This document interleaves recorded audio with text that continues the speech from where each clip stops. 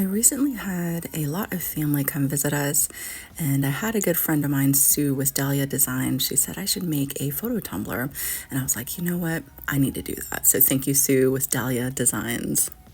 As always, I'll make sure to put everything I used today into the description box below so that you guys can purchase those items if you would like to. If you're new to my channel, don't forget to hit that subscribe button, and let's wake up, prep these tumblers, and slay all day. Let's do this.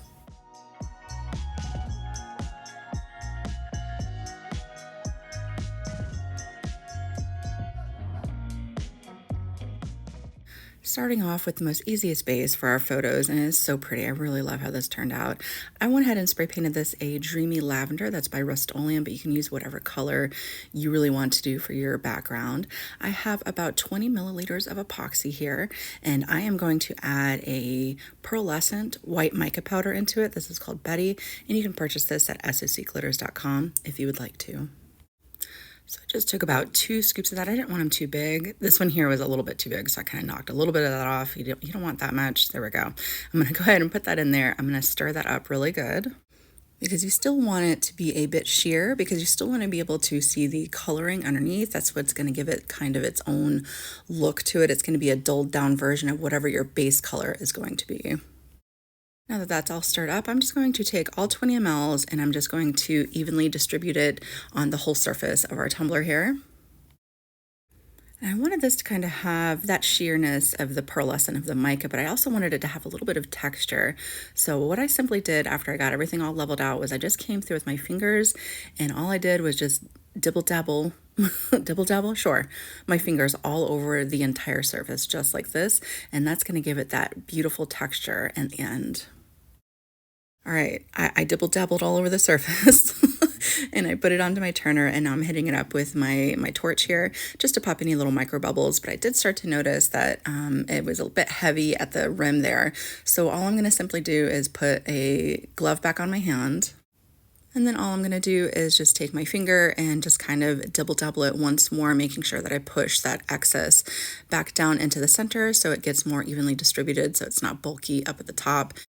Then once more taking my fingers and just going all over the tumbler itself again, and then I'm going to let that cure, and then we're ready to move on to the next step. Now while that cures, we are going to go ahead and go over to our Cricut Design Space or whatever you like to use, your Silhouette, whatever you guys like to use, and we're going to get our photos uploaded and printed out. So to get my photos onto my Cricut Design Space, I just took them off my phone and I airdropped them to my computer, and then I just had to upload them one by one into the Cricut Design Space. So it was a little tedious, but you know, it is what it is. So I went ahead and I sized down this particular photo. I'm just going to show one for now. I have this frame that I got off of Creative Fabricate. It already looks like a Polaroid frame. So I'm going to go ahead and color that white. Your printer doesn't print out white, but it will cut around the outside, giving that illusion, because we're going to be using white vinyl, it will give that illusion of it looking like a Polaroid still. So that's why I went ahead and did it white anyways. So once you have your picture in there, you want to go ahead and just rearrange the frame so that way it fits your photo. You want to make sure that your photo is fully inside of it, or it will kind of cut weird. It'll cut a line, like a space, if you don't accidentally fill in your photo all the way inside of the frame. So after you get your frame all in place, so that way it's coordinated with the photo, you want to highlight both the frame and the photo, and then you're going to go down to the lower right hand and you're going to flatten everything together. And what this will do is make sure that only the outside of your picture will be cut. And if you don't do that, if all you do is attach it, it will cut the photo out of the inside and then the frame out the outside. So we don't want that. So you want to flatten it all together, and it will only cut that one outside square. So I went through and uploaded all the photos I wanted on my Tumbler, and it's like, well, how do I make sure that these are all going to fit? So what you want to do is you want to go over to the shapes, you want to pick a square, and then you want to measure your Tumbler, and you want to go ahead and unlock that square and put in the measurements, so that way it gives you a template as to about how big you need to make your photos, so that way you know they're all going to fit properly. Then I'll just utilize that template and put all my photos right over top of it and kind of size them in that manner, just seeing how many I want to add, if I need to add more, if I want one bigger than the other one. This is just to make sure that everything's going to fit properly. Now, when you go to pick your photos, it doesn't matter if you want to do like a year in review for yourself. So you just choose your favorite photos from the last year. That's kind of what I did here. I just went through and picked a bunch of photos from the last year or so and are putting them on this tumbler just as a memory, a nice keepsake memory.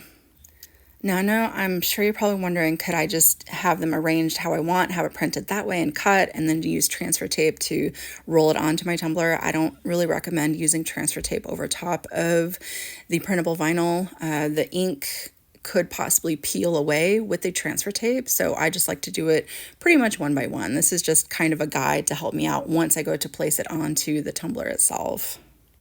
All right, our photos are ready to go, so now we're going to go ahead and get it printed out. First thing I'll do is hide that template because we don't need that. So now we're going to go ahead and head over to the printing area. And the printable vinyl I am using is by HTV Ron. It's just this printable vinyl sticker paper, and it comes in 40 sheets, and I really like the envelope it comes into is really nice. But I'm going to go ahead and take out one of those sheets. Now, printable vinyl is printable vinyl. Wherever you can get it from, it'll work exactly the same. But this is what I use, so I thought I'd show you guys. So with this paper, there is a glossy side and there is a matte side. You want to make sure that the glossy side is the side that's going to be printed on. So what I like to do is completely empty out my printer, make sure that my glossy side is facing down because that's the way it needs to be able to print the image onto mine. And then I will go ahead and change my settings so that way the paper type is set to specialty paper glossy. Now, obviously, not everybody's gonna have the same printer as me. You guys probably even have newer, better printers than me. So whatever you can do to make sure your settings are set at the proper place is all you really need to do, as long as it's on that specialty paper glossy. After you have your paper in place, your Cricut will prompt you to print first. So we're going to go ahead and get that going, make sure the proper printer's set, make sure we turn off the bleed, and then we're going to go ahead and print that out. It dries pretty fast, so I just kind of set it off to the side and give it about a minute or so to make sure that that ink has set into the vinyl.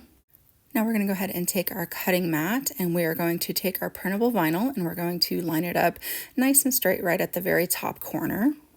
We're just going to smooth that down really good and make sure it's as straight as we can get it, and then we'll move on to cutting. Now back over to our Cricut design space, and again it's going to move right on to step 2. It's going to prompt us to want to cut, and we want to choose printable vinyl specialty, and that will be the pressure default that it will set it at, so that way it cuts it out as a sticker. Then we move on to the last prompt, which is number 3, which is loading our materials into the Cricut. Then you'll just go ahead and take your mat and put that right into your Cricut and get everything all cut out, and then our next step will be applying to our tumbler.